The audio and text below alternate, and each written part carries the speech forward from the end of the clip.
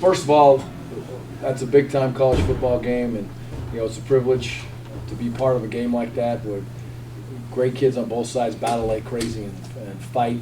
It's exactly what we thought it would be, and we knew it was going to be tough-minded young men, and those defensive fronts, those offensive linemen on both sides played like crazy, and there will be some sore young men tonight and tomorrow morning when they wake up, that's for sure. So, we made some plays. In the second half, I thought a big turning point was when we were able to score on the last, I guess it was the last drive of the first half there. We got more yards on that series of plays on the scoring drive than we got the whole first half. I believe up to that we had like 2 first downs and 47 yards. So that gave us a little bit of momentum, I believe, going in. And then we just kept on pounding and making plays. And the turnovers were huge for us. We were able to get a couple turnovers and convert them into points. And proud of the young men in this program, the way they played today. And my hat goes off to them. They just kept on fighting and kept on battling. And we were fortunate to make some plays in the end of the win. The wind was a big factor, wasn't it? The wind was a big factor. Yeah, absolutely. I think when you were going that way, tried to make a decision at halftime to if we wanted it in the fourth quarter, if we wanted it in the third quarter. We decided to go with it in the fourth quarter. I felt like that was the best move, and I believe that paid off in the end. But the wind was definitely a factor. Gary, Chris was out like 2 hours before kickoff and testing the leg, and it looked like he wasn't happy. Can you take us through how close he was to playing and how Trotter did for the defense? Yeah, Thursday practice, Chris looked very good. Was it Thursday or Wednesday? Whenever we talked last, I guess it was Thursday. He really did some good things. The key was the recovery off of that, and he felt good, but Chris has gone through this before. He understands himself, and he just came up to the trainers when I asked him. He says, "Coach, I just feel like to open up and I have a problem." So that ended it right there. We need to get him back where he needs to be. And as bad as that, for Chris to say that he was definitely worried. And then Trotter filling in for him. Marcus did a great job. Marcus came in, and it's Marcus's moment. It's a credit to him for the way he prepared. The defensive coaches, Coach Aram is his position coach also, but he's obviously lived in the moment, and he's had himself prepared all the way. That doesn't just happen in a week or happen in 10 days with a bye week. It takes time to get into that position and play the way he plays. So it matters to him a lot, and it's great to see him have success. Can you talk about holding Iowa to field goals there early when your offense was struggling, just how important that was? It was a huge point in the football game. We had zero. We didn't have anything going other than we were playing pretty salty defense in the first quarter for sure. We couldn't run the ball, it seemed like an inch, and we couldn't throw the ball. And, our punt game was kind of a little bit all over the place with the wind. And they got the ball. I don't know what the starting field position was, but for our defense to hang in there and force them to kick those field goals was big. I thought the defensive staff mixed it up pretty good, a little bit better down there in the red zone, and forced them to kick some field goals. And that was big. It could have jumped out of control real quick if we couldn't hold those field goals. You're missing some guys, Gary, and then to lose Jared like that. What did it say about the mindset of your guys? What you see?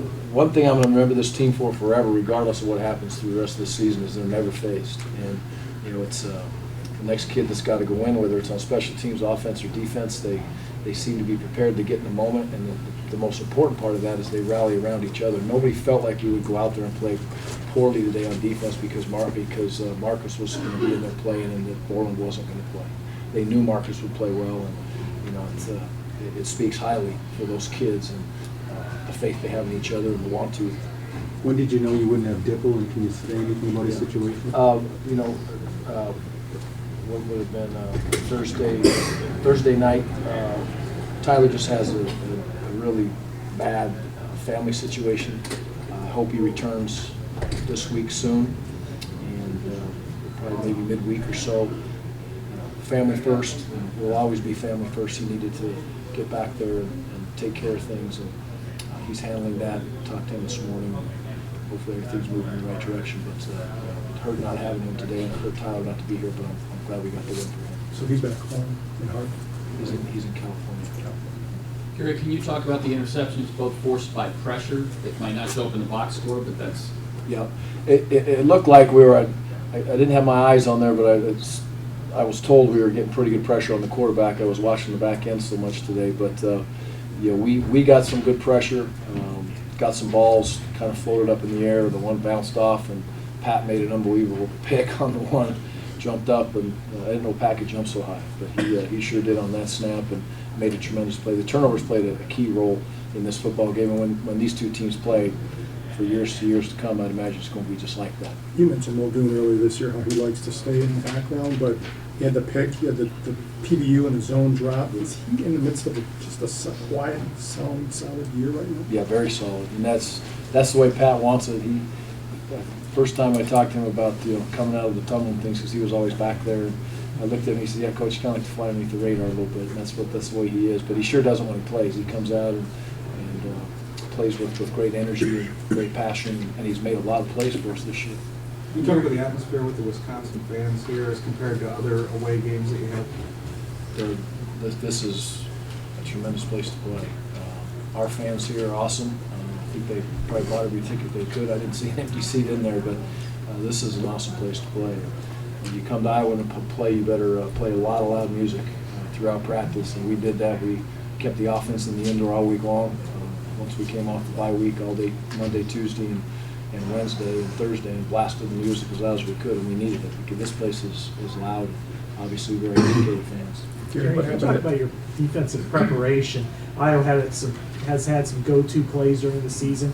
A tunnel screen, for instance, and you guys seem to shut it down early on that kept them stalled. Well, I would say this. First of all, the credit always goes to the kids. They prepare, and they do a nice job of evaluating and looking at the film, and then the game plan's put in by the defensive coaches. But there's a core play that you have to be able to stop, or set of plays, and that's the run game against Iowa. You have to, or you're going to be in a lot of trouble. And the thing that's the hardest about it is there's a two-back run game, and then there's the 13 personnel run game, similar to the game plan you saw against Ohio State. And then it comes back, I believe it was against Minnesota, where it came back in the two-back set, and they get a lot of pieces involved. And a lot of people say it's just it's a run offense. It's a run offense with 4 or 5 different avenues that cause you some real problems in preparation. And I thought we handled it well. We knew we couldn't get the ball down the field. There's a couple balls that I'm sure they'd like to get back that they had their hands on, and we still need to do a better job in the back end. But the kids, they prepared and they executed well for the most part. Gary, do you know what happened to Everett Darris and where his status is moving forward? It looks like he'll be fine. I believe. I don't know exactly what he has, but it's if he's just got a bruise or where he is, what he's got going. But he looked okay when I saw him in there. So hopefully we'll find more in the next couple of days. How about Llewellyn and Wozniak? Yeah, Dallas was walking around fine, holding the trophy. So if he's gimpy, you should have put the trophy down. He looked fine doing that. And Woz was appeared to be okay. We'll put some ice on him and see where that goes. We'll know a lot more in the morning. We talked all week to Gordon about coming back here because of the whole decommitment thing. But James White talked about wanting to come here and play because he got knocked out from his first game. How did he play today? I thought James played very, very well. And, they both played like crazy. James broke some big runs. Melvin broke some big runs. One got called back, obviously. But it was tough sledding in there. And the thing they didn't do is they didn't get their dauber down. They didn't start pointing fingers at their offensive linemen. They just kept on banging and playing in there and took the yards that came their way against a very stout and stiff defense. So those kids are, again, unselfish. And they just kept on pounding and pounding and pounding until something kind of broke for them. And they got it done in the end. In the fourth quarter, they were able to make some bigger plays for us. So proud of them. Were you close at all to replacing Kenzel as a returner with some of his problems back there? What would you see there? Yeah, it's it was a little bit worrisome, without question. We all know that, and it's something we need to continue to work on. We haven't had that issue. We just got to go back and talk to Kenzel and talk to ourselves as coaches and make sure we're giving them the opportunity. The one that bounced on the ground, we tell them to get away if there's any question in their mind. We were fortunate on the one that we didn't clip it and give them the ball in bad field position. But I can't say that I can just sit there and say that's on Kenzel. We need to really focus on it, take a look at it as a staff, and then coach up the young man and get him going, because he'll do what he is supposed to do and what he's taught to do. We just got to work at it. I know this team has bigger goals, but any thoughts to being bowl eligible now? Yeah, it's huge to be bowl eligible. For me, I love being bowl eligible. It's an opportunity to be with these kids for whatever amount of time it may be, whether it's a month or longer or whatever. It's great to be bowl eligible. And, I love this group of kids. So fires me up. Gary, it looked like you guys asked Drew Meyer to punt a variety of different ways in different settings, and I know you had one that was down to one. How do you handle things with the wind, which a couple of them looked like they were just knocked down today by that? Yeah. There was definitely two of them I thought he hit well when they came off his foot, and it looked like they just got slapped right out of the air and just fell straight down. You know, I don't know what to tell you. I don't know what to tell a kid on that. You know, kick it really hard and the wind's going to blow and knock the ball down. I don't know how you stop that. We tried to stop it with the rugby, and you know, the one rugby was good. The second rugby was a little bit worrisome, I'm sure, to both teams because we could have got a block and I'm sure could have hit any of their guys that was rolling down the field. So that's that was a tough kicking venue, you know.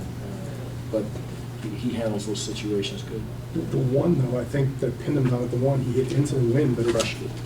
Yeah, that one turned over on him. I felt like the other couple, it didn't turn over as soon. That one kind of came off his foot and just powered through the wind and got the spiral maybe a little bit quicker. That was a big play in this football game. Get a chance with the trophy? Can I what? Did you get a chance with the trophy? I will. I'm gonna get a picture with it. You bet. It's going in my office. Absolutely. Yeah, I'll be there. Anything else?